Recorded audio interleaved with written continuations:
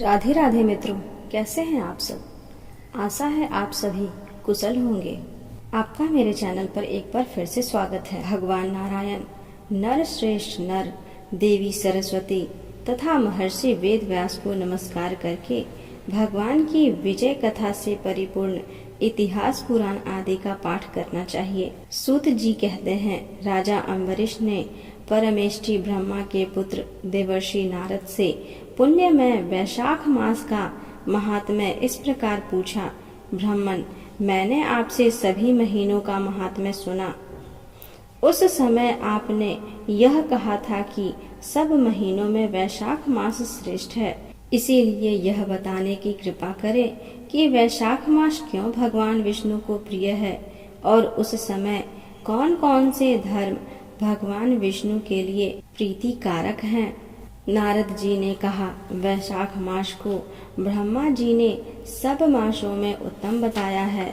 वह माता की भांति सब जीवों को सदा अभिष्ट वस्तु प्रदान करने वाला है।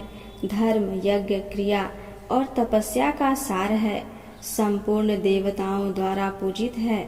जैसे विद्याओं में वेद विद्या, मंत्रों में प्रणव, वृक्षों में कल्प वृक्ष, धेनुओं में कामधेनु, देवताओं में विष्णु, वर्णों में ब्राह्मण, प्रिय वस्तुओं में प्राण, नदियों में गंगा जी, तेजों में सूर्य, अस्त्र शस्त्रों में चक्र, धातुओं में सुवर्ण, वैष्णवों में शिव तथा रत्नों में कौस्तुभ मणि है। उसी प्रकार धर्म के साधन भूत महीनों में वैशाख मास सबसे उत्तम है। संसार में इसके समान भगवान विष्णु को प्रसन्न करने वाला दूसरा कोई मास नहीं है। जो वैशाख मास में सूर्योदय से पहले स्नान करता है, उससे भगवान विष्णु निरंतर प्रीति रखते हैं।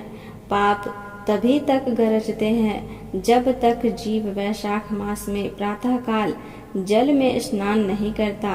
राजन, वैशाख मास के महीने में सब तीर्थ आदि देवता बाहर के जल में भी सदैव स्थित रहते हैं। भगवान विष्णु की आज्ञा से मनुष्यों का कल्याण करने के लिए वे सूर्योदय से लेकर 6 दंड के भीतर तक वहां मौजूद रहते हैं। वैशाख के समान कोई मास नहीं है, सतयुग के समान कोई युग नहीं है, वेद के समान कोई शास्त्र नहीं है और गंगा जी के समान कोई तीर्थ नहीं है। जल के समान दान नहीं है, खेती के समान धन नहीं है और जीवन से बढ़कर कोई लाभ नहीं है। उपवास के समान कोई तप नहीं है, दान से बढ़कर कोई सुख नहीं। दया के समान धर्म नहीं, धर्म के समान मित्र नहीं, सत्य के समान यश नहीं, आरोग्य के समान उन्नति नहीं। भगवान विष्णु से बढ़कर कोई रक्षक नहीं और वैशाख मास के समान संसार में कोई पवित्र मास नहीं है। ऐसा विद्वान पुरुषों का मत है। वैशाख श्रेष्ठ मास है और शेषशायी भगवान विष्णु को सदा प्रिय है। सब दानों से जो पुण्य प्राप्त होता है और सब तीर्थों से जो फल होता है, उसी को मनुष्य वैशाख मास में केवल जल दान करने से प्राप्त कर लेता है। जो जल दान में असमर्थ है, ऐसे ऐश्वर्य की अभिलाषा रखने वाले पुरुषों को उचित है कि वह दूसरों को प्रबोध करे, दूसरे को जल दान का महत्व समझाए। यह सब दानों से बढ़कर हितकारी है। जो मनुष्य वैशाख में सड़क पर यात्रियों के लिए प्याऊ लगाता है, वह विष्णु लोक में प्रतिष्ठित होता है। नृप श्रेष्ठ प्रपादान देवताओं, पितरों तथा ऋषियों को अत्यंत प्रीति देने वाला है। जिसने प्याऊ लगाकर रास्ते के थके मांदे मनुष्यों को संतुष्ट किया है, उसने ब्रह्मा, विष्णु और शिव आदि देवताओं को संतुष्ट कर लिया है। राजन, वैशाख मास में जल की इच्छा रखने वाले को जल, छाया चाहने वाले को छाता और पंखे की इच्छा वाले को पंखा देना चाहिए। राजेंद्र, जो प्यास से पीड़ित महात्मा पुरुष के लिए शीतल जल प्रदान करता है, वह उतने ही मास से 10,000 राजसूय यज्ञ का फल प्राप्त पाता है। धूप और परिश्रम से पीड़ित ब्राह्मणों को जो पंखा डुलाकर हवा करता है वह उतने ही मात्र से निष्पाप होकर भगवान का पार्षद हो जाता है। जो मार्ग से थके हुए श्रेष्ठ द्विज को वस्त्र से भी हवा करता है वह उतने से ही मुक्त हो भगवान विष्णु का सायुज्य प्राप्त कर लेता है। जो शुद्ध चित्त से तार का पंखा देता है वह सब पापों का नाश करके ब्रह्म लोक को जाता है। जो विष्णु प्रिय वैशाख मास में पादुका दान करता है वह यमदूतों का तिरस्कार करके विष्णु लोक में जाता है।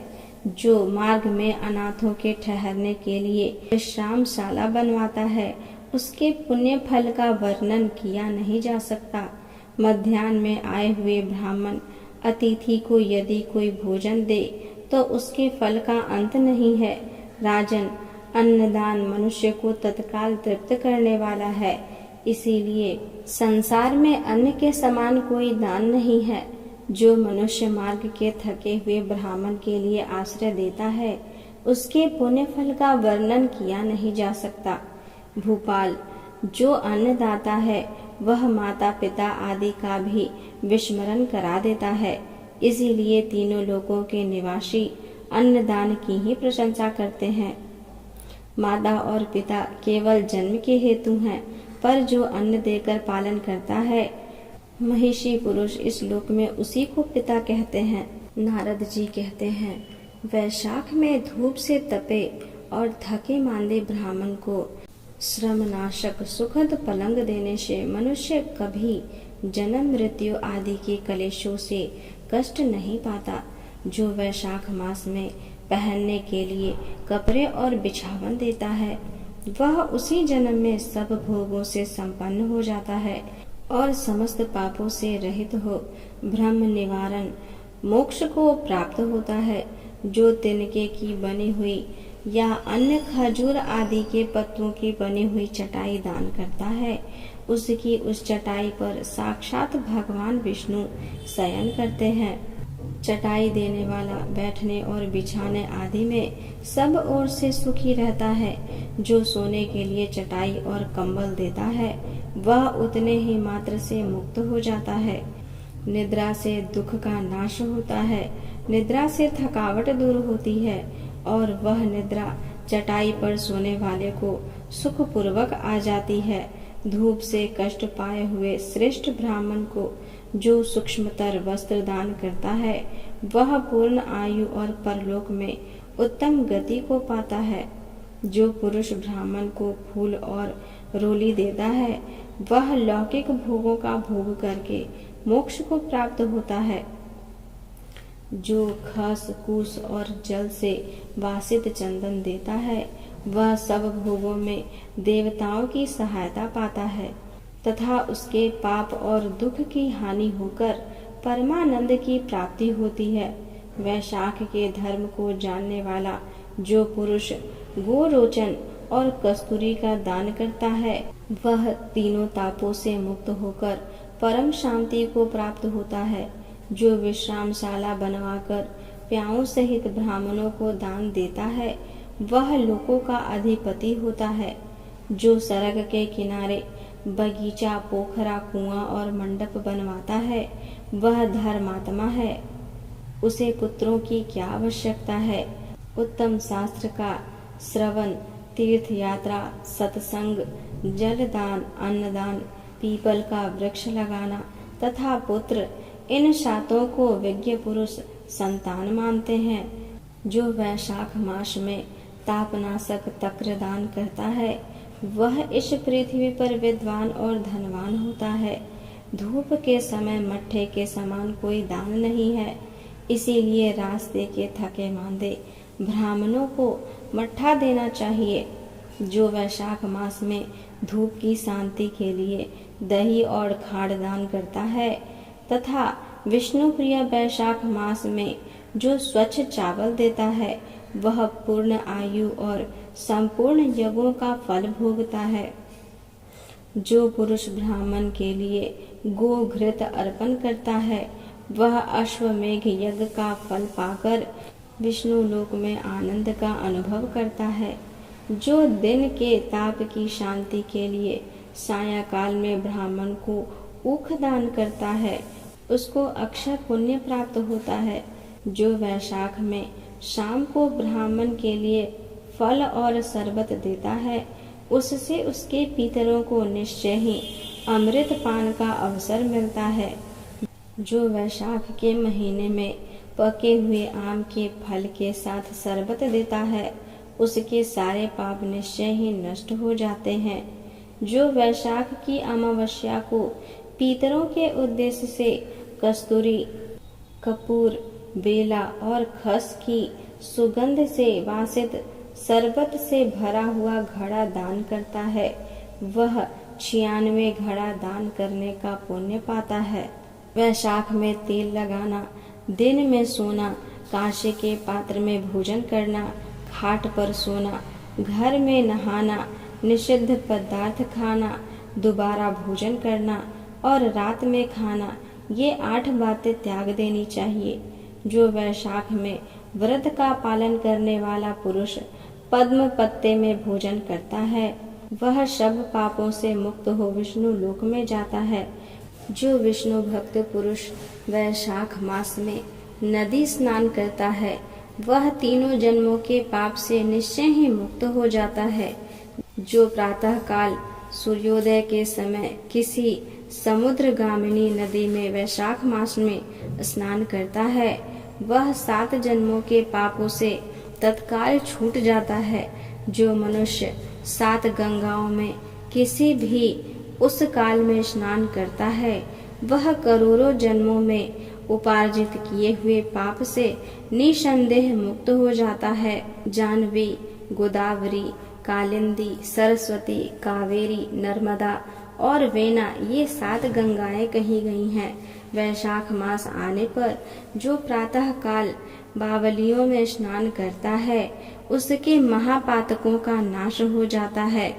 कंद, मूल, फल, शाक, नमक, गुड़, बेर, पत्र, जल और तक्र जो भी वैशाख में दिया जाए, वह सब अक्षय होता है। ब्रह्मा आदि देवता भी बिना दिए हुए कोई वस्तु नहीं पाते। जो दान से हीन है, वह निर्धन हो जाता है। अतः सुख की इच्छा रखने वाले पुरुष को वैशाख मास में अवश्य दान करना चाहिए। सूर्य देव के मेष राशि में स्थित होने पर भगवान विष्णु के उद्देश्य से अवश्य प्रातः काल स्नान करके भगवान विष्णु की पूजा करनी चाहिए। कोई महिरथ नामक एक राजा था, जो कामनाओं में आसक्त और अजितेंद्रिय था। वह केवल वैशाख स्नान के सुयोग्य से स्वतः वैकुंठ धाम को चला गया। वैशाख मास के देवता भगवान मधुसूदन है, अतएव वह सफल मास है। वैशाख मास में भगवान की प्रार्थना का मंत्र इस प्रकार है: मधुसूदन देवेश वैशाखे मेषगे रवो प्रातः स्नानम करिष्यामि निर्विघ्नं कुरु माधव। हे मधुसूदन, हे देवेश्वर माधव, मैं मेष राशि में सूर्य के स्थित होने पर वैशाख मास में प्रातः स्नान करूंगा। आप इसे निर्विघ्न पूर्ण कीजिए। तत्पश्चात निम्नांकित मंत्र से अर्घ्य प्रदान करें। वैशाखे मेषगे भानो प्रातः स्नान परायणः अर्घम तेहम प्रदास्यामि गृहान मधुसूदन। सूर्य के मेष राशि पर स्थित हुए वैशाख मास में प्रातः स्नान के नियमों में संलग्न होकर मैं आपको अर्घ्य देता हूँ। मधुसूदन, इसे ग्रहण कीजिए। इस प्रकार अर्घ्य समर्पण करके स्नान करें। फिर वस्त्रों को पहनकर संध्या तर्पण आदि सब कर्मों को पूरा करके वैशाख मास में विकसित होने वाले पुष्पों से भगवान विष्णु की पूजा करें। इसके बाद वैशाख के महात्म्य को सूचित करने वाली भगवान विष्णु की कथा सुने। ऐसा करने से कोटि जन्मों के पापों से मुक्त होकर मनुष्य मोक्ष को प्राप्त होता है। यह शरीर अपने अधीन है, जल भी अपने अधीन ही है, साथ ही अपनी जिह्वा भी अपने वश में है अतः इस स्वाधीन शरीर से स्वाधीन जल में स्नान करके स्वाधीन जिह्वा से हरि इन 2 अक्षरों का उच्चारण करें। जो वैशाख मास में तुलसी दल से भगवान की पूजा करते हैं वह विष्णु की सायुज्य मुक्ति को पाता है। अतः अनेक प्रकार के भक्ति मार्ग तथा भांति भांति के व्रतों द्वारा भगवान विष्णु की सेवा तथा उनके सगुण या निर्गुण स्वरूप का अनन्य चित्त से ध्यान करना चाहिए। बोलिए श्री हरि विष्णु भगवान की जय, माता लक्ष्मी की जय।